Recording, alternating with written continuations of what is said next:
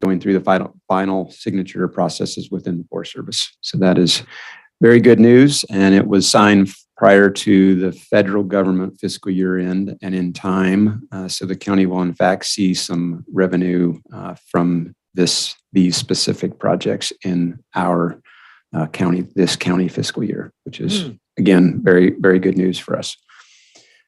The courthouse roof project, you may have noticed there have been some barricades around the one side of the building. It has started this week. It's scheduled to finish in approximately 2 weeks. And part of that project, I had previously come to the board asking for the full amount. Susie Hawkins was able to work with the courts, and they agreed to use $200,000 of the courthouse construction funds towards that project. So we will then be able to reallocate $200,000 of the LATCF funds to other county priorities, again, which is good. And Trinity, sorry, I was finishing up my last sentence. It was the roof that you were the courthouse roof project. Yes. Under the abandoned vehicle abatement program, seems to come in waves, but we had 3 RVs over the last 2 weeks, 2 downriver and 1 in Douglas City area that needed to be abated. We went ahead and did that and got those off the roads. However, that basically used our entire budget for the year for those 3 vehicles. So when we have future vehicles, we'll need to come to the board for a budget action in that area, but we will work that as appropriate. We had another good department head meeting last week. One of the topics discussed was a county employee appreciation luncheon type of event. We are working the details on that, but we're looking late October, early November for that, and more information will come as planning progresses. And the last item I have is dealing with the topic of water.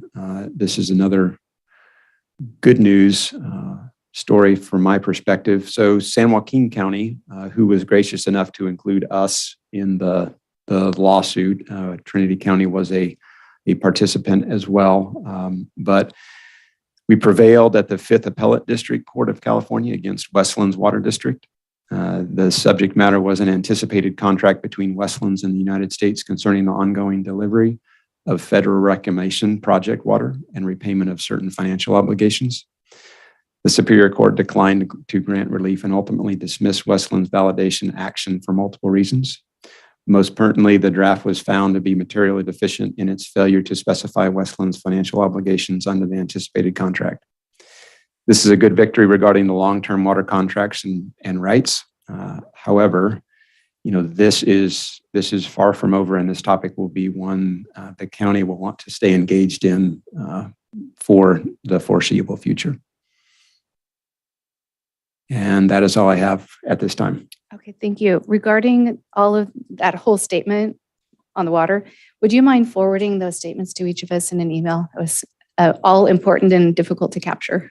I will forward that statement. Plus, I will forward the entire opinion from the court. And there's about a 2.5, 3-page background and analysis in there, which gives you a really good synopsis of really the history of the topic and the importance of it and the significance of what has been going through the courts and will probably continue to go through the courts. Thank you. Mm-hmm. Nice. Good morning, Supervisor Carpenter-Harris. Welcome. All right, reports from members of the Board of Supervisors. We'll start with Supervisor Frazier. Good evening. I don't have anything to report. Okay. Supervisor Lutweiler. Okay, I had no out-of-county travel since the last meeting. We had the fire chiefs meeting last night, and a couple of things came out of that. One is we will be receiving from the fire chiefs a letter of support about revisiting the decision regarding snow maintenance for volunteer fire departments. So I know County Council, you were saying that we could have discussion to indicate if there is support from the board for for you to work on something that would position us to have that back on the agenda. Is that correct? Yes.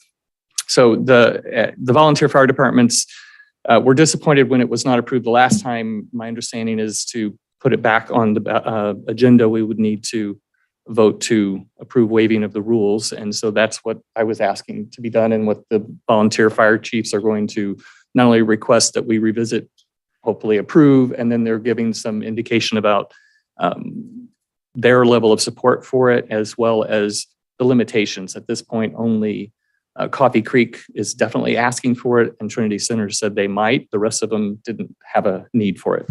Okay. All right, so with council's guidance, I would just look for consensus from the board. Supervisor Frazier? Okay. Supervisor Gogan? Yes. And Supervisor Carpenter Harris? All right. Okay, thank you. The second, another letter of support will be coming from the fire chiefs to request for us to introduce an ordinance limiting fireworks. Basically, because we have no ordinance, that means that we are basically just falling back on the states. And if you look at, say, Reading, Shasta, others, their language is much more along the lines of, unless you have a legally permitted event with approved fireworks, then you can't do that. And so I'm not trying to work out that. I'm just letting you know that that is coming, and that, again, I guess the same kind of thing to see what the board's feelings are about that. But it would basically lead to us asking council to look at other counties, come up with some language that they think is a good recommendation for us to implement to provide some more safety for our county in the midst of our fire issues. Okay. So looking for consensus again. Supervisor Carpenter Harris, you in favor of that? Yes, just mine. Yes, I do. Well, don't have any out of county travel, but I did meet locally. Oh, hang on just a second. I know you're busy trying to kind of settle and orient. Right now, what I'm asking you for is if you would be in agreement with the board looking at a letter of support from the fire chiefs, asking us to consider an ordinance that would limit fireworks without a permit. Yeah, limit it to permitted use. I would consider looking at that, yes. Okay. Supervisor Gogan? Okay. Supervisor? Yeah, I don't know if I'm trying to understand why we would need board consensus for the fire chiefs to send us something they want us to look at. Be consensus for council to put together a draft ordinance for our consideration. I would, I don't know. I would be okay with that, but I would put it more on the Fire Chiefs Association to come up with a draft ordinance to send to us. They know what they want. Council doesn't know what they want. So I'm okay with it, but I think the ball should be in their court. Let them bring us an ordinance, and then we can use council to tweak it. Okay. Supervisors agree with that? All right. Okay, thank you. We also discussed the requests that are due by August 31st for the Title III funds. There's, I think it's $280,000 that is available. It's last year's funds as well as this year's funds because we got behind. And so they were collectively all working on what they are submitting. And then, of course, there are people outside of that particular meeting that can submit. But we should be looking in early September for a meeting where we are approving all these requests, or at least selecting from them if we have too many requests for the money that's available. They also noted it was a very interesting opportunity, but they have been given the opportunity to have a training session for the fire departments at an intact structure. So they will basically, train in various ways, including setting fire and putting out an intact structure. So they're excited about that happening here in the near future, and of course, working through all the appropriate permits and such. I did notify the North Coast Resource Partnership of our decision from the last meetings, and they have acknowledged that. So hopefully everything's set for them to work with our designated participants. And I am working with CSAC leaders have followed up again on the potential support of grant-related training. And so I know that there are a couple of people who are going to participate in that with me. I would to the public say, if you are interested in receiving grant-related training from the state or counties association, then please let me know, and then we'll make sure that you get looped into this as we pursue that. Or they're not committed to it yet, but they do want to meet with us and get more information about what we're after. I have economic development, SCED, Superior. What you said, board meeting on Thursday, and then the workforce development NORTEC board meeting the following week. Okay, That's it. good. Thank you. I have no out of county travel to report out, nothing further to report. Supervisor Gokin? I have no out of county travel. I did go to a NorCal EMS meeting earlier this week, and everything worked out fine there. They're a great organization, well structured. They do a fantastic job. I also, myself and Trent, went and met with one of the code leads in the reconsultation effort for the Trinity River to see if we can find some common ground. I think we did find some common ground, and that will be very, very helpful to us in the coming years. The county is engaged with the overall reconsultation effort. Myself and Trent also attended the interested parties meeting, which, if you want to know who's really interested about our water, there was 9 power companies there from south of Trinity County. So you can get the idea who's interested in our water. And it's everybody south of us, and they were all there. We've also put forward, there was initially 4 draft alternatives for the water,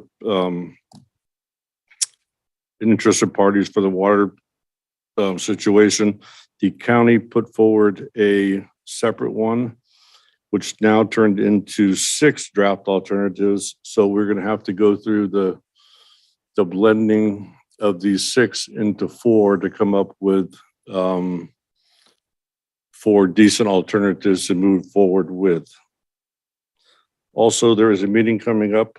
I'm pretty sure it's going to be on September 6th. It'll be hosted by TRRP. It'll be on the winter variable flows at Indian Creek Hotel. I'll hopefully have a little bit more information about that before that meeting. But for now, I think that's going to be the date, probably 6 o'clock in the evening. And it will be TRRP talking about the winter variable flows. That is it for me. All right, thank you. Supervisor Carpenter Harris. Hello, yes. I didn't have any out of county travel, but I met locally with department heads of different organizations, TRRP and others, just to try to continue to grow in my knowledge of each one of the organizations that we work with. But other than that, just working with local issues in my district, back and forth, had a meeting with Trent to go over a couple things. Also met with Trent and department head of Department of Transportation to talk about some of the Garrett Road options. So things are continuing to move on some of those longstanding issues. I do want to make just a brief thank you. Last night, I started listening to the radio chatter around, 10 o'clock. And as the chatter continued to pick up, as different volunteer fire departments, U.S. Forest Service, CAL FIRE, the Hoopa tribe, started to identify lightning strikes that had hit the ground and fires and smoke concerns. It just really, really impresses on my heart. And I would like to just say thank you so much to our volunteer fire departments, because at 1 o'clock in the morning, when I'm listening to them run the back roads of our region looking for smoke reports and flames, and I can hear them talking to each other over the river. I can see you on the ridge. I see your headlights. You're almost there, as they communicate back and forth. I'm just continually reminded that the first ones who are on the scene are volunteers who are also our neighbors. And I just want to say thank you to all of the volunteer fire departments who were on deck last night and who will be over the next couple of days as these lightning strikes move through our communities. And just to shout out to all the people, make sure you have your stuff ready. Gas for your generator, make sure you have water, make sure you have some of those things ready, because if power goes out, you know how to do it. So just take care out there. All right, thank you. And agreed. All right, reports from ad hoc members, Trinity County Water. I think I went over that in my initial one. Okay. Did you have anything to add? No. All right. And cannabis ordinance ad hoc? Do. So when we had our last meeting, we finalized a timeline and a brief set of frequently asked questions that were then posted on the Cannabis Division website. So the timeline is letting the public know when the public meetings will be to share what has been developed from proposed updates to our ordinances. And then it provided some frame of reference because we'd had some questions about, well, what are you looking at and what have people asked you to look at? And so we wanted to give people a sense of, it's not every single sentence of the ordinances that will be addressed, but it is the major areas. And so that information is now available on the Cannabis Division website. And we're just continuing our meetings in preparation for that timeline. Okay, great. All right. Economic development. Rick, I'll let you begin. Okay. Nick Gillette is in our watershed organization and is a member of the steering committee for the SURF funding, the economic resiliency funds. And this is that $25-30 million that we've spoken about that's kind of been driving some of our efforts in the short term. So I was able to sit on that steering committee meeting for him in his absence. And so we got some updates. I think the main thing to share is that the timing of that continues to shift out a little bit. And what we learned is that rather than understanding that we would be expecting decisions about projects this fall, what we really will be seeing in this fall is a plan for the 10-county region. And then that plan will help to guide what kinds of projects get approved. And again, a lot of the emphasis was on if there are multiple ways in which a project can impact our counties from a workforce standpoint, economic development standpoint, housing standpoint, so forth, those will probably get more weight in the decision-making process, and anything that supports more than one county. And so that could be a bigger picture project that goes across multiple counties and then has local implementation. So more details still to come. They're still very much fleshing this out, but in the fall, we should expect to have much more detail. And in the meantime, we're moving forward. So in response to that, the same day, we had our second public workshop on economic development hosted by the TCDC, the recently formed organization trying to help kind of nurture, if you will, economic development efforts here in the county. We had about 20 people show up. We gathered additional ideas. We gathered additional input regarding priorities and the level of support. And I think most importantly, we talked about next steps. So how do we make sure that we actually start to get some things done instead of just talking about those? And so we came up with a list of about 5 or 10 things that now TCDC and others need to step up and deliver on. We also, from that process, and it's an informal process, but it is an indication of what kind of ideas we're getting and which ideas we think have the most merit now at this point. And that's based on, do we think they have viability to get approved for SURF at this point, although there'll be other funding? Do they have volunteer support and do they have leadership support? And the top 6, I've got this right, 1, 2, 3, 4, 5, 6 projects. Number 1 was improve lodging, and that means lodging of all kinds, including housing, temporary economic type development where people can come stay when they come in to visit, but any kind of improving of our lodging in the county. Cannabis Operations Center was number 2. This is to support manufacturing distribution so that more of the money from the product that's raised here, grown here in the county, the more that money stays in the county. Number 3 was Made in Trinity or Shop Trinity. There's I think a Shop Humboldt or something like that, or Humboldt Made kind of an approach, but basically a way to help all the makers in the county have a way to better market their products through a centralized platform. And Sports Complex was next on the list. And finally, in that top 6 was the CD Veterans Hall renovation. So again, that's not trying to limit anybody's efforts, but that is holding up and highlighting those that from the people that have shown up to these meetings, 40 at one, 20 at the next one, what they felt they would most get behind and that we might have the most success in. Mm-hmm. And yeah, the only other thing I had here was the next steps. We did have some conversation about the need for us to look at county policies, ordinances, processes, everything else that could be improved to streamline economic development related efforts of these kinds and others.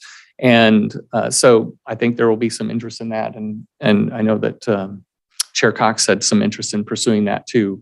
So we didn't get into much discussion there because we had to deal with something else in the meantime, but that's something that we raised. And we did acknowledge that, as we confirmed with the general plan meeting the last time, or presentation, there is a process by which they will be helping us identify streamlining opportunities.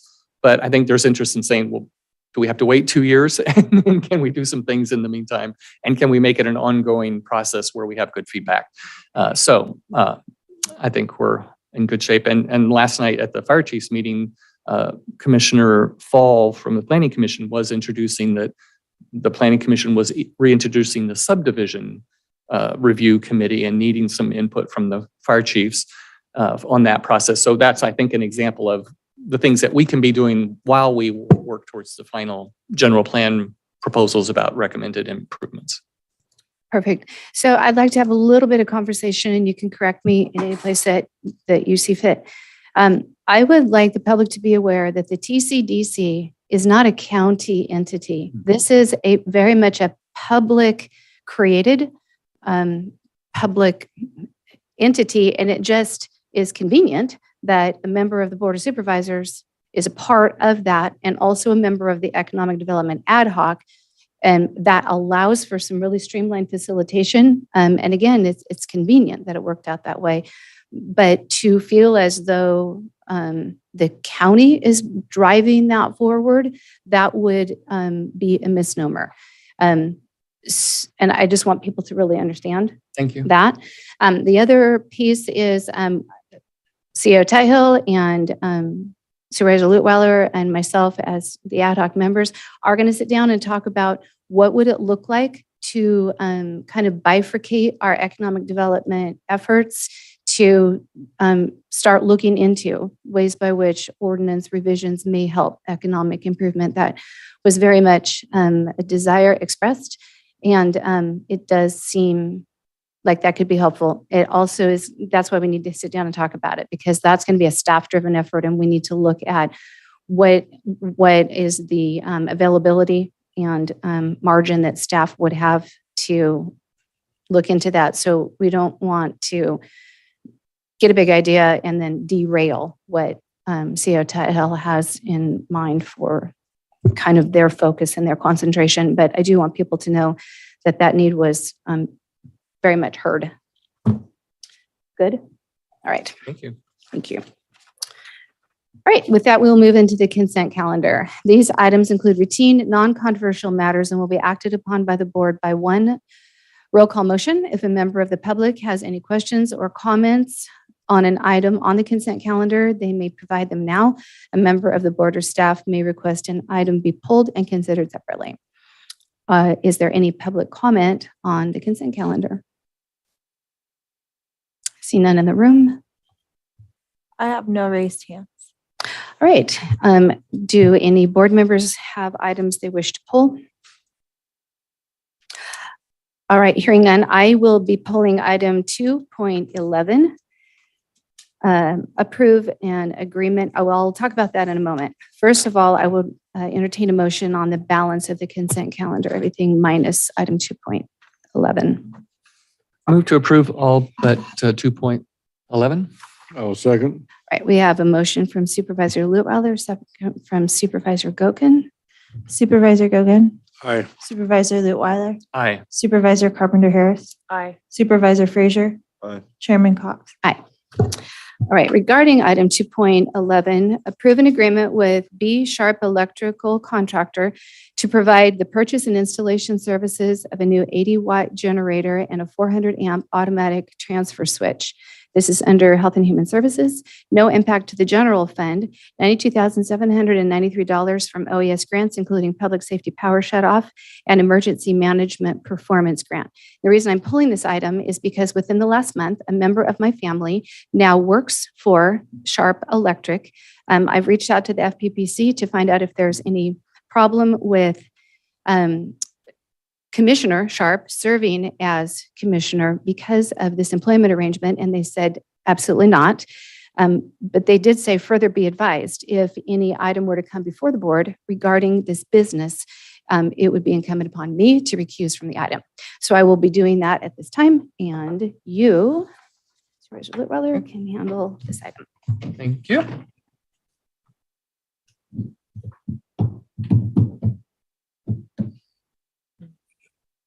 About the neuron.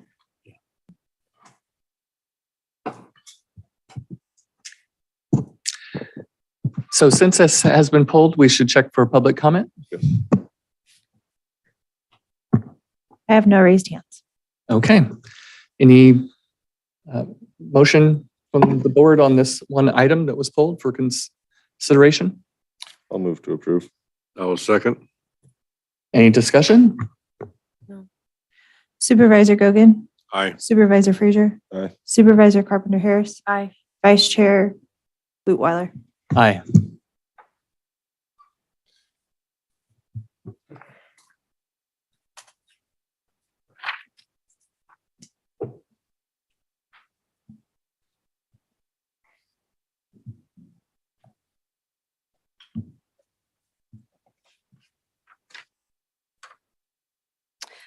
All right, public hearings, item 3.1 for solid waste. Conduct a public hearing to receive any objections or protests to the 23-24 delinquent list for solid waste parcel fees and adopt a resolution which confirms the list. No impact to the general fund.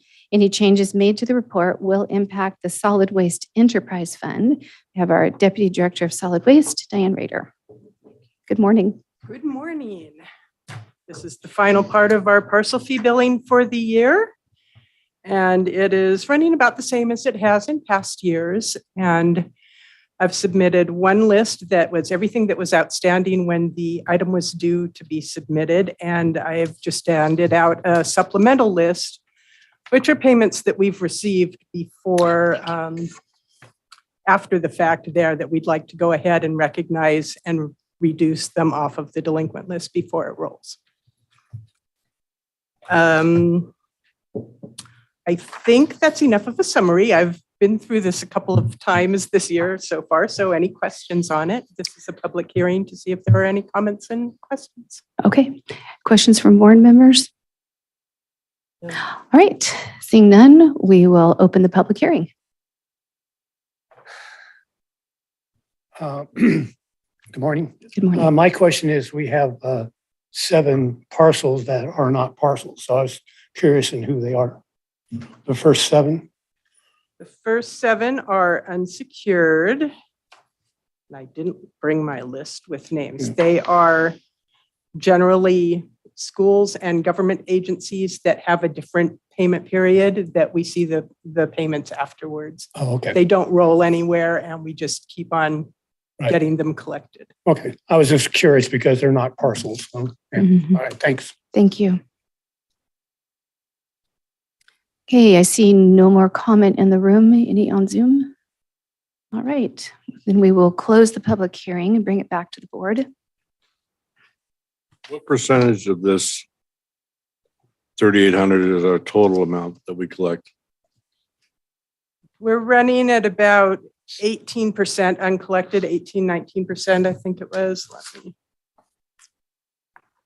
Yeah, we've collected 82% of our build so far. 82%? Yes. Okay, so that changed a little bit from what my number was. It was close. We generally are somewhere between 18 and 25% from one year to the next on it. And you eventually get it all. It's just this 2-step process. It rolls to the property taxes, and some people really prefer that it do that so that they don't have to make a separate payment. They just pay it with their property taxes and they can pay it in 2 installments if they want. And We see the same ones basically that go through that every year. And then there are the others that are just late in paying. And there's a $35 fee when it's done this way, right? Yes. So they're paying for that convenience and hopefully covering the costs of all the work that you have to do to chase it down. Yes. All right, if there's no other discussion, my understanding is we need to adopt a resolution to confirm the list. Did we have open the public hearing? I did. All right. Well, sorry, I forgot. So do you need a motion to approve as presented? Motion to adopt the resolution. Motion to adopt the resolution My with supplemental- the supplemental list provided today. Do I have a second? I will second. All right, so motion from Supervisor Lutwiler, second from Supervisor Gogan.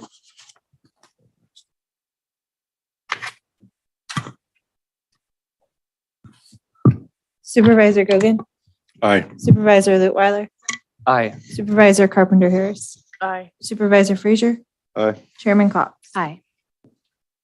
Great, thank you. Have a good day. County matters. These items include non-routine or controversial matters and are listed alphabetically by department. A member of the board, staff, or public may request that an item be heard out of order.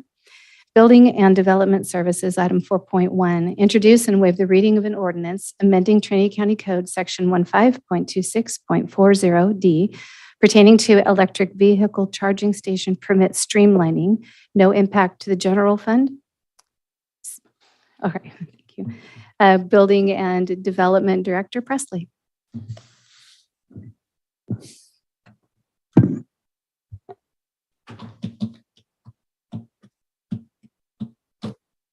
Chair Cox and commissioners and Good morning. PAO.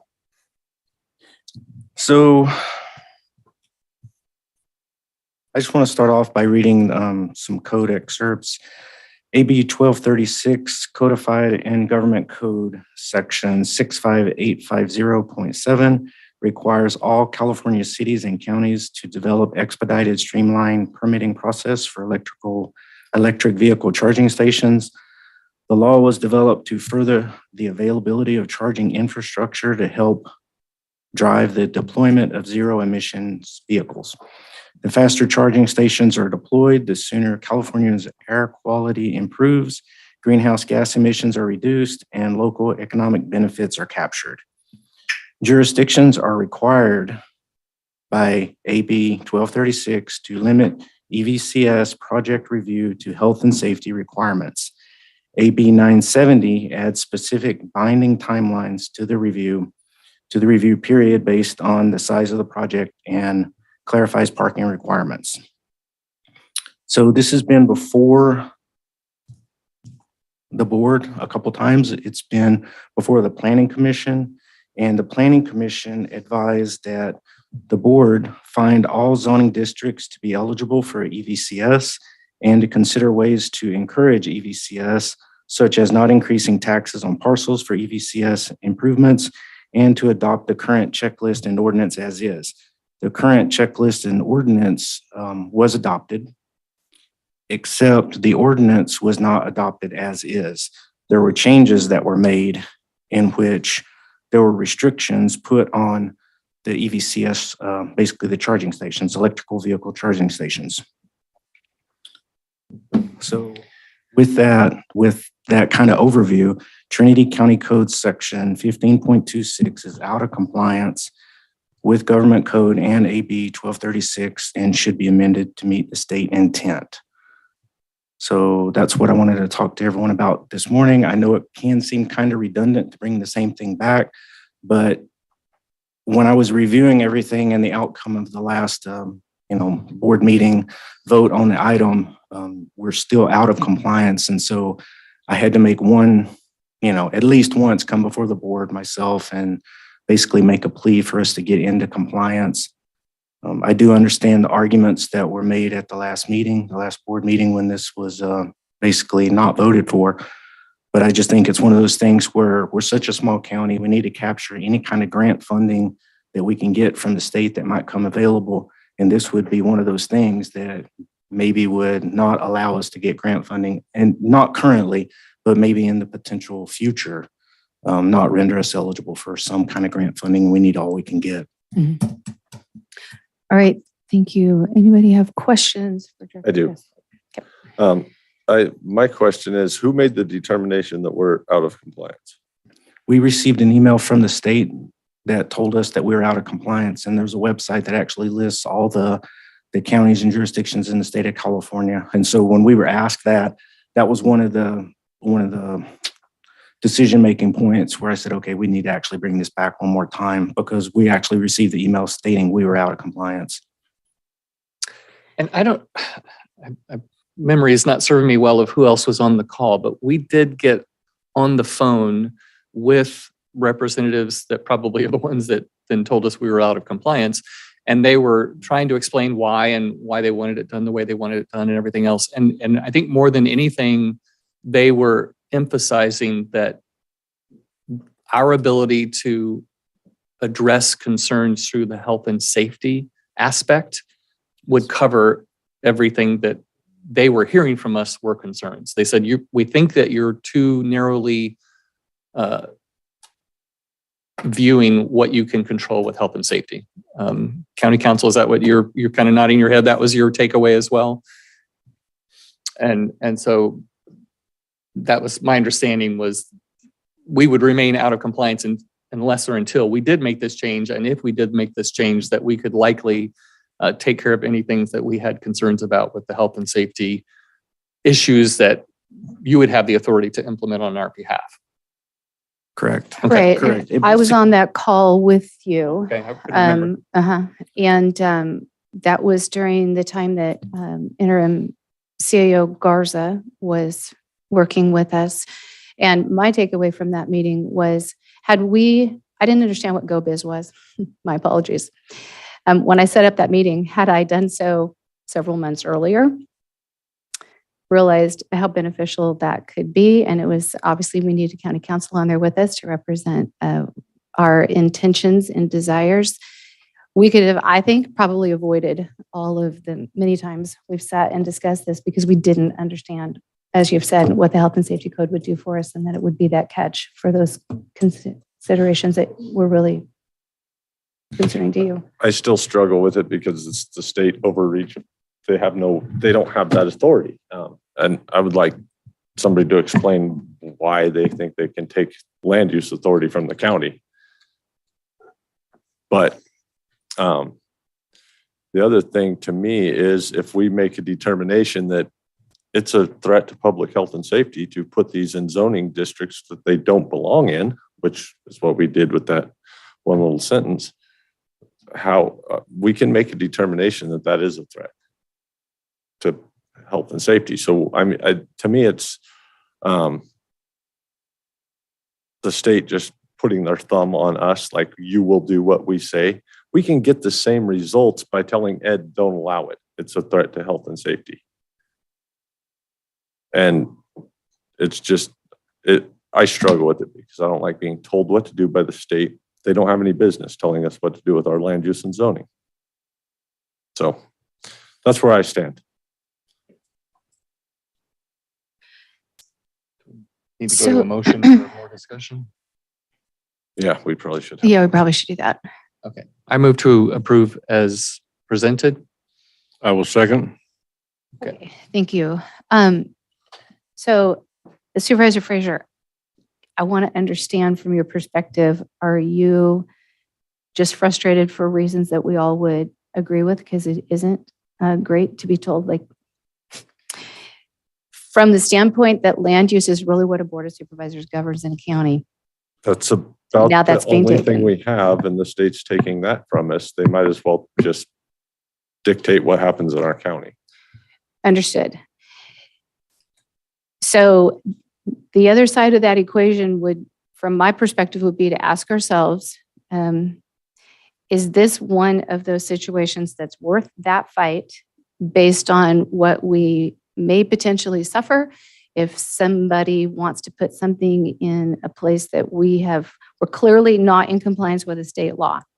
So council, would we kind of in some way open a window to litigation there for being non-compliant? My understanding from the meeting was that this is not a situation where they're looking to litigate it. It is more where they're looking at denying fundings for being out of compliance. So do I think we're opening it up for litigation? No. Do I think there's a chance that they could in some way inhibit our funding sources? That's what they indicated. And I guess when I'm asking about litigation, I'm more thinking in terms not so much from the state, but from a developer who would say, I put this in another county, it was streamlined according to state law, and yours isn't. You know, the fundamental principle which this board passed the original resolution of highlighting the health and safety is accurate. And again, I think the state acknowledged it. They just wanted us to use a different tool to get to that point. So do I think a third party would have the ability to come and litigate on it? Probably no, because the proper findings were made of the health and safety issues. But it wasn't done in the mechanism that the state wants it to be done. And so then again, that opens the door for the state to have the ability to fine us for that. And so it's a decision this board has to look at. Sure. Okay, thank you. Another question for staff. How many commercial EV applications do you have waiting for us to streamline this?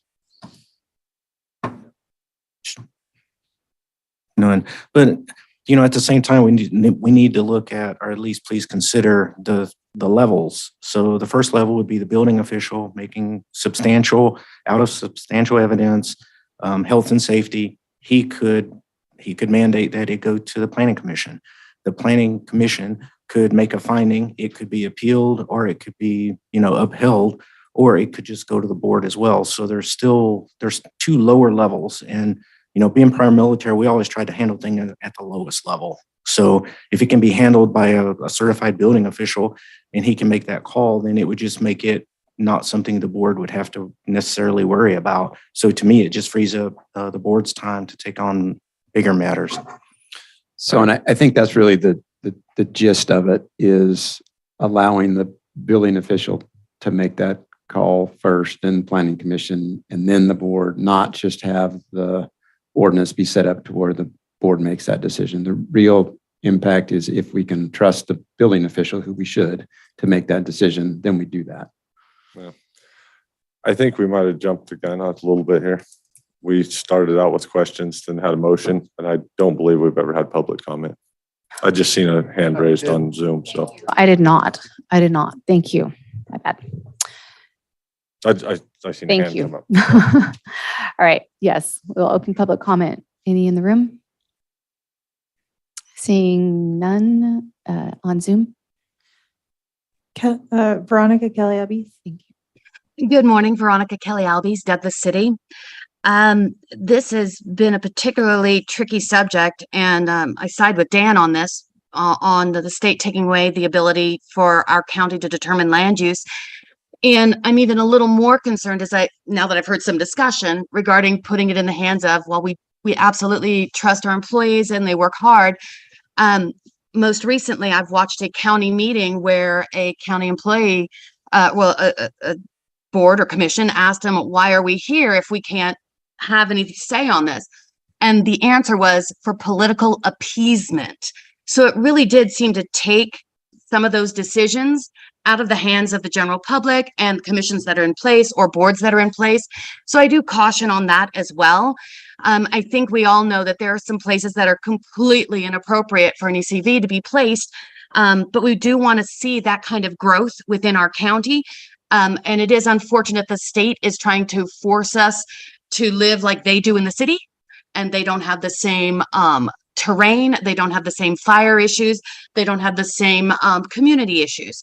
So if there was a way to not necessarily work around it, we want to be in compliance, we don't want to lose any grant money.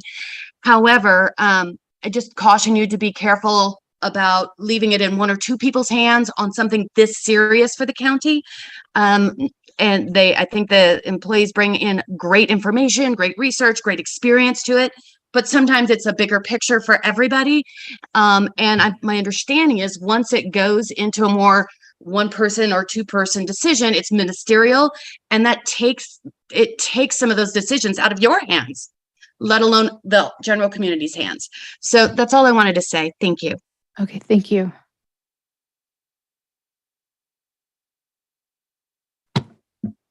I have no other raised hands. Okay, thank you. With that, we will close public comment. And apologies, Veronica, for missing that step. So it would seem that item A underneath this, where it starts out, it is the intent of this ordinance to encourage, pretty much covers everything that we're trying to cover here, especially since this almost seems to be somewhat of a non-starter here. We have no applicants in line. It's not like there's 23 people looking to apply for this. And we do have the building officials authority to address this at a higher priority level. So I see how we can still kind of keep control, but make this, pass this amendment and come into compliance with the state. Is there a way by which, I mean, the commenter's point was well made in that if we leave it in the hands of whoever, and I'm not speaking of anyone, generally, if we leave this in the hands of an employee or a couple of employees, then those change over time and what have you, it does become ministerial. Is there a way by which we can become compliant with the state, but say it does need to go to? State is requiring we make it a ministerial permit process. And the issue I have with that, that's why if you have an ordinance that's interpreted by an employee, you end up with different interpretations by different employees, and you don't have an even playing field. So this guy could come in and apply and get turned down and have to get a CUP. And then we could have turnover in our building department, environmental health, wherever it is. The next guy comes in and applies for the same exact thing, rubber stamped, and gets without having to go through the process. Because the state's saying you don't have the ability to say you're all going to go through the same process. You're all going to have to be looked at by a county employee. Sure. That what I see that doing is not only is it going to bugger up the works at the building department or the environmental health department, but it leaves it too much open for interpretation. And that's why ordinances have the word shall instead of should, if they're well written. There's got to be a baseline to work from. And what the state's telling us is the baseline is it's a free for all. Everybody can do it wherever they want, unless you can determine that it's a threat to health and safety. I think that we've had that discussion. We made that determination that it's a threat to health and safety to put it where it doesn't belong. But I don't like being threatened either. But I would ask, why can't we trust the county staff and the established processes to work if the building official makes a determination and it's not? I trust the county staff to do their job. I don't trust the county staff to all be the same. I don't either. And so you'll get a different outcome by who is looking at this. If it goes to environmental health, they're looking at something different than if it goes to building. And if it has to go through all those processes, what if we have a turnover in environmental health? What if Christy's gone and we hire someone new? The answer is going to be different. If we have an ordinance that says this is what's required, you still might get a different outcome from a planning commission or from a board. But at least there's an established method that you're going to have to go through this process before you put your charging station in rural residential or R3. The other issue is, like, let's use up some of our multifamily residential to put in an EV charging station. What's the biggest cry in Trinity County? We have no housing. So if we cover up that lot with charging station, you don't put an apartment complex in there because it's covered in charging station. land use and planning shouldn't be dictated by the state. It should come from the county. And that's the issue I have with it. I don't have an issue against electric vehicle charging stations, and I dang sure don't have an issue with streamlining all processes. The issue I have is with the state mandating how we do it. I thought we came up with a fairly well thought out solution in the past. It's like, okay, yeah, we're going to streamline it, but if you meet these criteria, you have to go through the process. Apparently the state doesn't like that. I don't think it's our problem. I think it's their problem. They think that they should control what happens in our county, and I don't like that. I think we would leave it in the hands of the wisdom of our building officials, whether they're the present ones or the future ones. And I really don't think there's going to be a lot anywhere in Trinity County that's going to fill up with electric vehicle charging stations anytime soon. I don't even see the ones that are at Holiday, or is it Holiday now? Holiday? I don't even see those being used all that often. I do see a car or two out there. I just kind of see this as a somewhat of a non-issue here. And I think in A of this, it kind of spells out what we should do if the building official makes a finding based on substantial evidence that the electric vehicle charging station could have a specific adverse effect on the public health or safety as defined in this chapter. The county may require the applicant to apply for a use permit. I would lean on our building officials' authority and their advice and their knowledge, especially since I almost see this as a non-starter here. I just don't see a lot of this going to happen here, especially in out of the way neighborhoods up a hill somewhere. I just don't see it happening there. I mean, I guess the way I'm thinking about it is the building official makes a determination. If the applicant doesn't like that, they can still bring that to the planning commission. I mean, there's still a process for that. Yeah. So If that decision is not liked or is appropriate, that can still be brought to the board. I mean, there's a process that this is in place. It's just the starting point is the building official making the determination, not one of the commissions or the boards. So, and that's where I lean back on. If we just let the building official make the initial determination, then we still have the same processes in place. I get that. And like I said, the issue to me is not electric vehicle charging stations. Right. The issue to me is we're being dictated to how we do our job. If we change the wording on this, and I've said this before, let's change this to commercial cannabis cultivation is allowable in any zoning unless you make a determination that it's a public threat to health and safety. What's the difference? It's still a land use. It still should be in the areas it belongs. What if, let's allow apartment complexes in any zoning. What makes electric vehicle charging stations so much different? It's still a land use. It's still and then we're talking about commercial land use. We spelled it out specifically. This isn't about your plug in your hybrid at home. That's the problem I have with it. I don't care about EV charging stations and streamlining them. I care about the fact that next time, what will the state mandate we do? And are we just going to, oh, well, it's probably, I agree. It's not a non-issue in Trinity County. We don't have people lined up to put in charging stations for the handful of electric vehicles we have in the county. The issue is that we're giving up what tiny bit of authority we have to the state.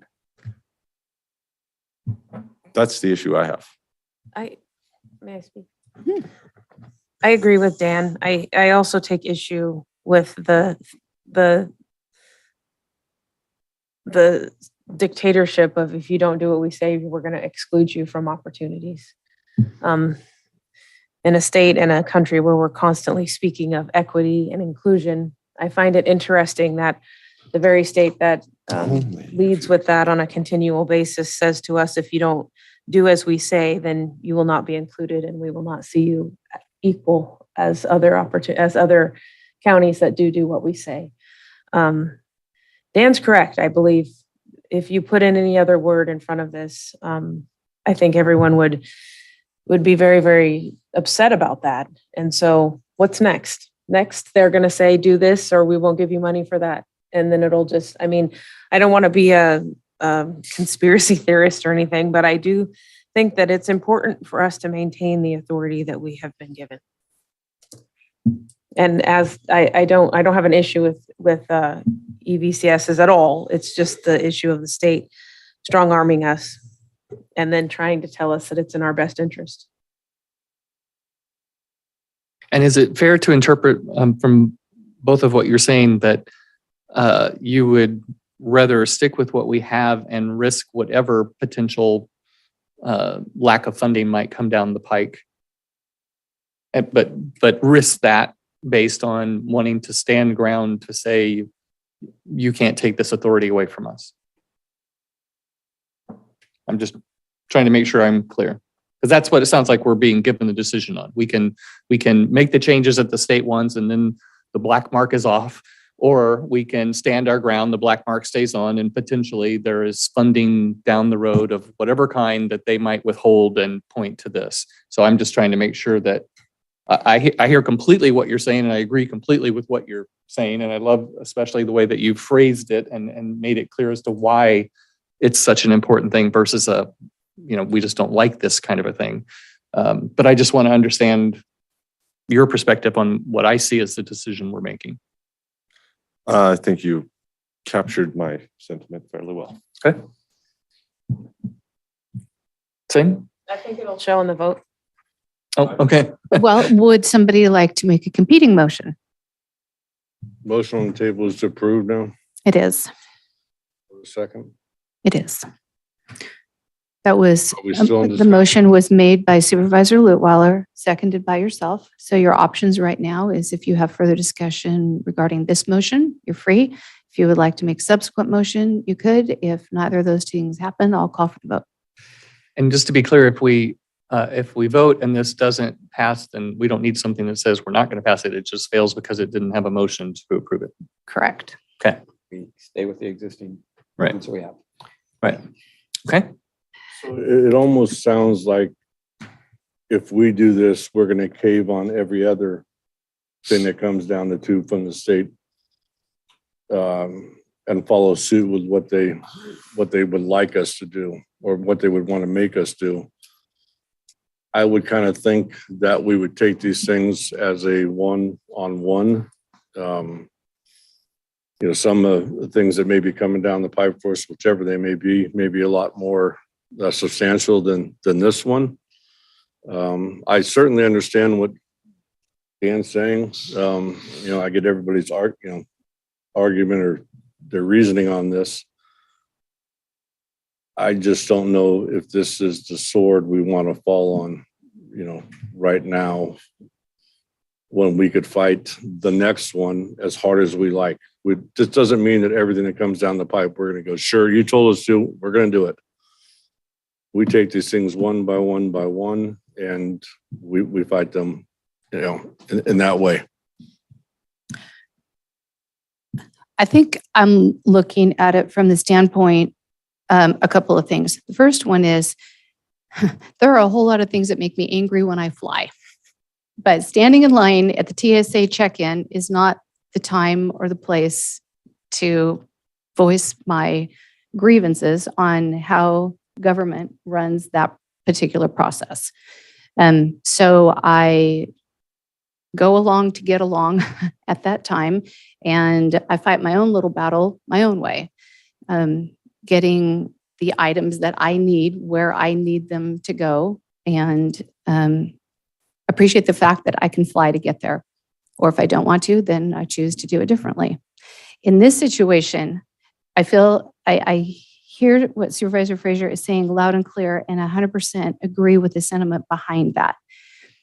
But I also think that to stand that ground in terms of giving up potential funding, there may be a way to, as long as we can guard within our county, let the state roll how they may here. If we have processes and check points in place within, then we still maintain our control within without having to risk while we're trying to fight what I think is a battle we won't win. I don't like it, but I want the best outcome for the county. So to stand a strong footing here and, let's say several $1 million came through with the opportunity to do whatever, and we nixed ourselves out of it. That's a day I wouldn't want to know that was how I leaned today. As much as I don't like being threatened, I like being blackmailed even less. It's like, well, if you don't do what I say, you don't get your cookie. The state can keep their money if they're going to tie it to that. I mean, if you're going to say you do exactly what I dictate to you to do, or I don't give you this funding, I don't want your funding. I would rather maintain my integrity than sell myself for future maybe. I understand that especially we're going through budget hearings and stuff. It's like there is no money. We don't want to turn down anything. The fact that the state can do these kind of things and expect no kickback is the. I wish that we would have got this a long time ago, because I would have loved to have spent 4 years arguing with the state over this instead of the last second, because they're wrong. That's what it comes down to. They are wrong. So why do we have to cave into them and just take our licking? We're right. They're wrong. Why do we have to lose? That's the question I have. It's not about EV charging stations. It's about right and wrong to me. The state doesn't have the authority to do this to us. So why are we going to let them? That's my question. And you all know where I stand. So hard. I'm wondering if between RCRC and CSAC, we can reach out to them, and I know we're not going to beat down the state, but we can make the case. And I think we've already been down that road. I've sat in multiple RCRC meetings where we are the red county on the map on the great big screen in front of the whole room. And I hold space and say, well, we feel what we feel. And then they've just come to the point where they said, all right, well, every county has decided we're done trying to help you. We have discussed with you. We've brought in GoBiz. We've mediated, your concerns back and forth. And you might find something different at CSAC, at RCRC. I don't think that's going to be the case. I agree. so this was specifically discussed at RCRC? Mhm. And in what setting? In the setting of their offering to help us with the implementation process, help us check the boxes, help us understand any points of clarity that are needed. And also just Get us to comply. correct. Well, yes. Yes. They weren't at all interested in the argument that this is overreach. I didn't bring it up in this, with this passion. And Ed, can you help us? Do you know how many counties have this black mark or red mark or whichever way it is? No, sir, I don't. And, just one point, and it's not very often that I disagree with any of the supervisors, because I think everybody up there has a very difficult job in trying to placate the entire county and stay true. I don't really see this as, and you'll probably tell me to shut up, but I don't really see this as government overreach. I see it as forcing the jurisdictions to actually have a process in place, because the building official could still say no. Planning commission could still say no. The board could still say no, and then it doesn't happen. So it's forcing a structure to be in place for the building official to review it first. Then if there's nothing that he can actually document as far as findings for health and safety, then it's okay. But if he finds something and says, no, this doesn't make any sense whatsoever, then he could just say no, and then it goes to the planning commission, and if it was appealed to the planning commission could still say, no, this doesn't make sense. If it was appealed again, it could come before the board and the board could still say no. So then it still didn't happen. So I don't like people telling me what to do on a larger scale either, but I know the structure has to be in place. And I think it's more of make sure your framework is in place and you have very specific guidelines to follow.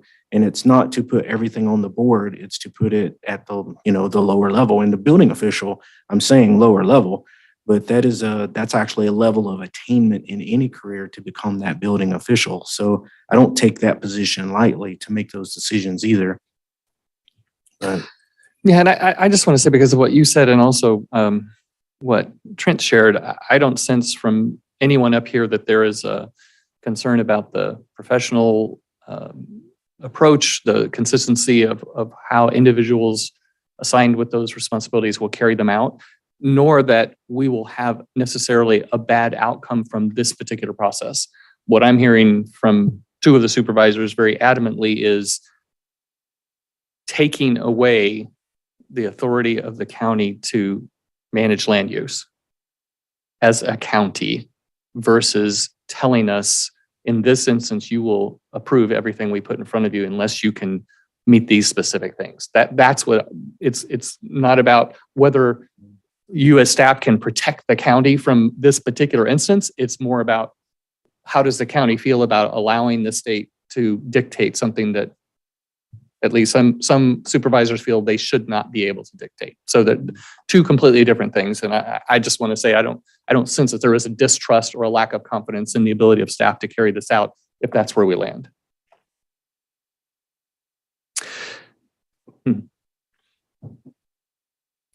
Well, I would say that if we end up with a decision to leave it as is, then I wouldn't want to stop there. I would want, at least from my perspective, to pursue with contacts at CSAC and anywhere else, some assistance in trying to get acknowledgement of our right, if you will, to take this stand and not be penalized for it.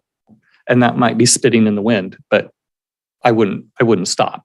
Let's just put it that way. I don't want to put us at risk of funding if we decide that we want to stand our ground. So council question, process-wise, if we were to vote on this today and pursue what Supervisor Lutweiler has suggested, would it be true that this couldn't come back before the board for a decision for a year, or am I thinking of a different process? It's already been. If the vote was that is currently on the table were to fail, it wouldn't be able to come back for a year. Yes. Correct. If there was a modified vote that had some conditions in it, such as we're going to work, we're going to not approve it at this time, but we're going to work with the state to see if there's other options. And then we had an opportunity to bring it back in the future, we could do that. But again, if the current motion pending fails, it cannot come back for a year without suspending the rules. Okay. That's what I was thinking. All right. So I'll make another motion, competing with my own, that we not consider this item today, and that Supervisor Frazier work with County Council and with me as CSAC board member to draft something to go to the appropriate people at CSAC to see what assistance they can provide, if any. I second that. Would you amend your motion, because I'm more than happy to take it to RCRC as well? Yeah, I'm trying to avoid the three supervisors. So You will create it. I'll simply, well, actually, maybe it funnels through the CAO. Is that cleaner? Is that better? Okay. I still go back to item A in here, and I'll read it in its entirety. Just a second. Did I say a second to that? I said I would second with. Yeah, and so the second is just to allow for not only that Just all conduits of possibility. And when the supervisors will use their board positions to RCRC, CSAC, whichever other organizations to pursue support for our position. Okay. Fair? Yes, thank you. Okay. I understand exactly what Dan is saying. But A, it says, is the intent of this ordinance to encourage the installation of electric vehicle charging stations by removing obstacles for permitting charging stations, so long as the action does not supersede the building official's authority to address higher priority life safety situations. If the building official makes a finding based on substantial evidence that the electric vehicle charging station could have a specific adverse impact upon the public health or safety as defined in this chapter, the county may require the applicant to apply for a use permit. Okay, so Therefore, there's already a robust apparatus in place to render a decision regarding streamlining of EVCS applications, or in the case of a determined adverse impact to public health and safety required an application for a use permit. So Supervisor Gogan, my question there is, if we sat down with our building official, or I guess even it could be Director Presley in this situation and county council, and we draft a memo that says an EV charging station in any district except these constitutes a public health and safety issue. What difference is that than putting it in our ordinance saying that you can only do it here where it belongs, rather than making Ed, so, oh yeah, he wants it in a rural residential, that's public health and safety issue. Because we know you're going to have people parking for extended periods of time. Are they requiring restrooms in this EV charging station? Is it going to be an ADA compliant restroom in this charging station that you're putting in a middle of town? That now you have people waiting for their car to charge. The issue isn't the fact that they want to streamline it. The issue is the state isn't asking those questions. They're saying you're going to do this and we don't give a damn what happens in your neighborhood. You don't get to ask that question. We want an EV charging station.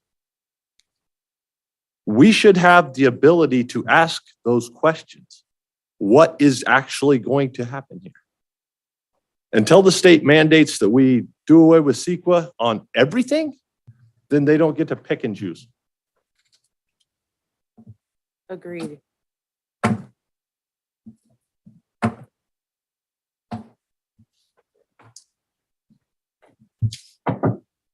Okay. Any further discussion? There's room for a third subsequent.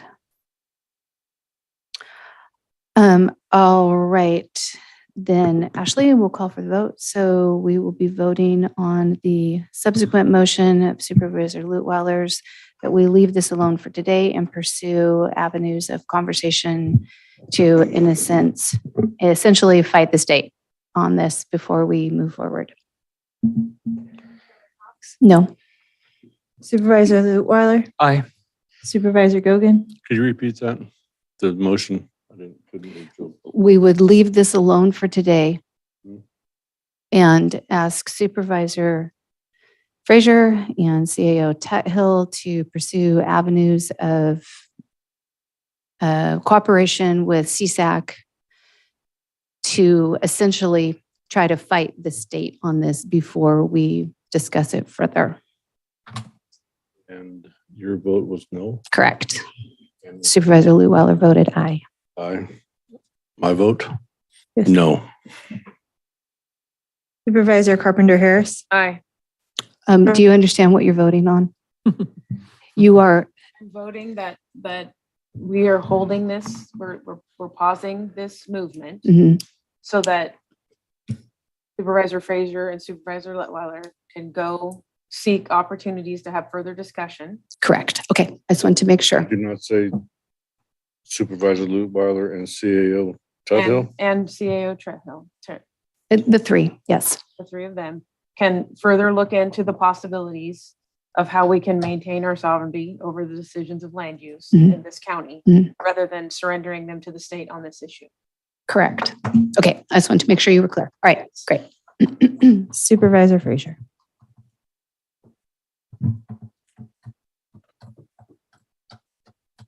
I don't know. I'm torn between the idea of trying to talk to the state or just doing away with this entirely. I'm tired of this conversation. I guess I'll say aye. All right, motion passes.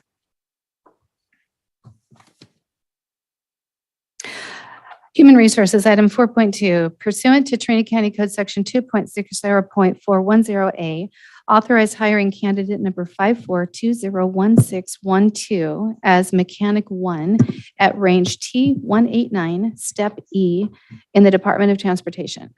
Approximate cost and salary and benefits per month for a Mechanic 1 at A step is $6,263, and at E step is $7,327. Director Hamilton serving as HR. Good morning, Chair and members of the board. Thank you. We would bring this item requesting approval to move forward. And Department of Transportation has made this recommendation in consideration of the applicant's background, and we'd be in support of that. All right, thank you. Questions of board members? I just have one question. It's probably a clarifying question, I guess.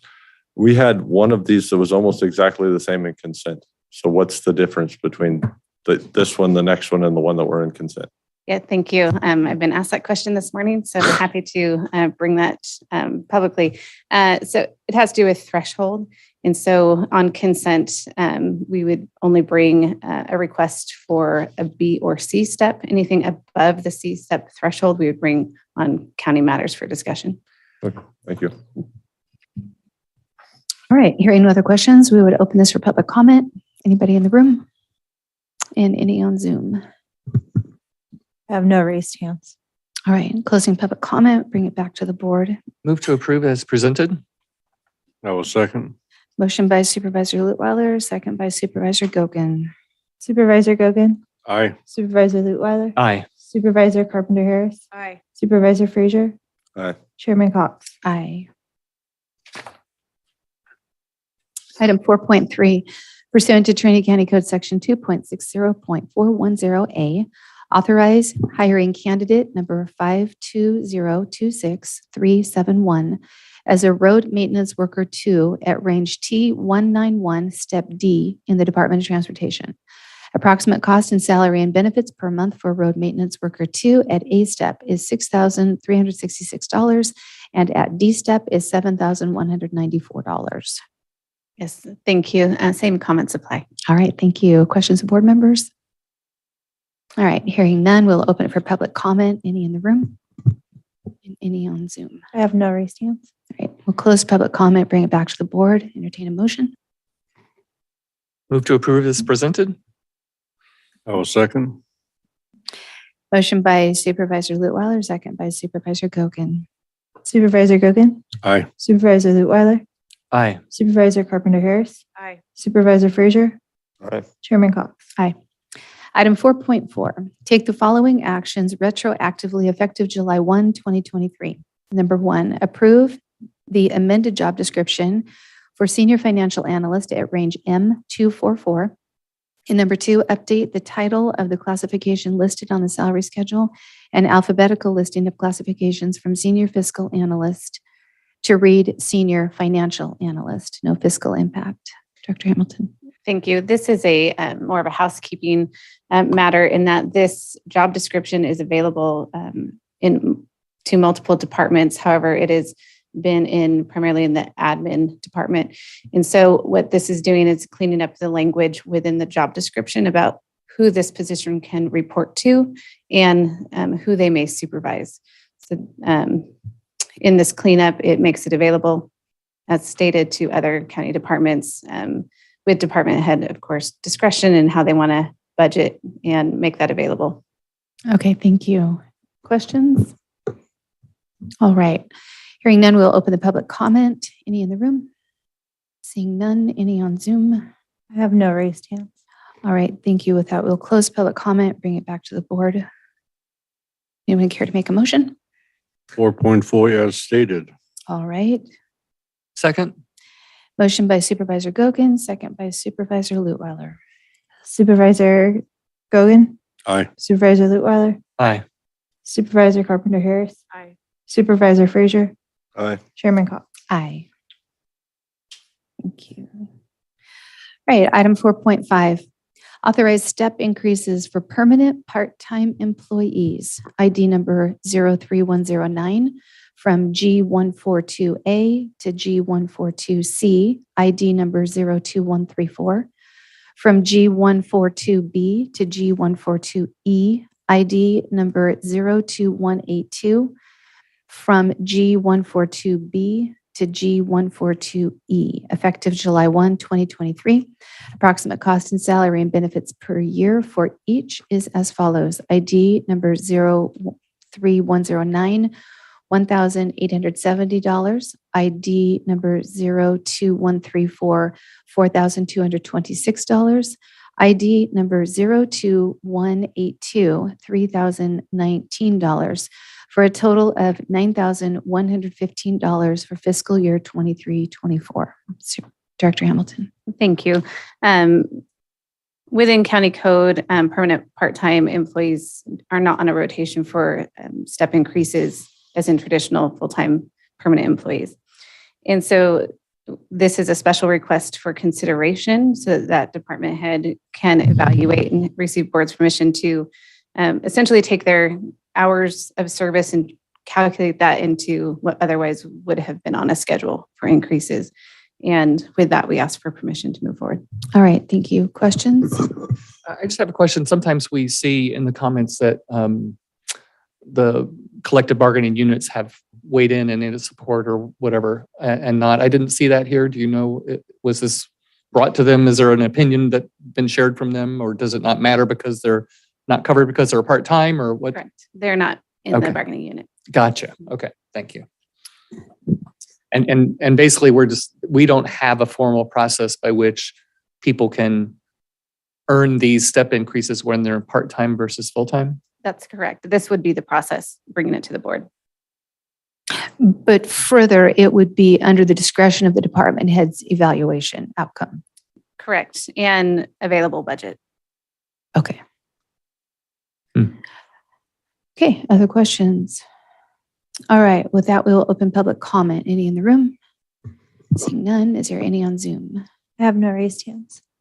All right, close public comment, bring it back to the board. Move to approve as presented. I will second. Motion by Supervisor Lutweiler, second by Supervisor Gogan. Supervisor Gogan, Aye. Supervisor Lutweiler, Aye. Supervisor Carpenter Harris, Aye. Supervisor Frazier, Aye. Chairman Cox. Aye. I think that it is worth noting that when we look at and consider and vote on different, be it a step increase or, that would result from a wonderful evaluation and available funding, we see numbers. These numbers represent people. And I just want to say thank you to these unknown, to me, folks who are really committed to the county and to their jobs and appreciate what they do. So, all right, with that, we have no closed session today, so we will adjourn this meeting.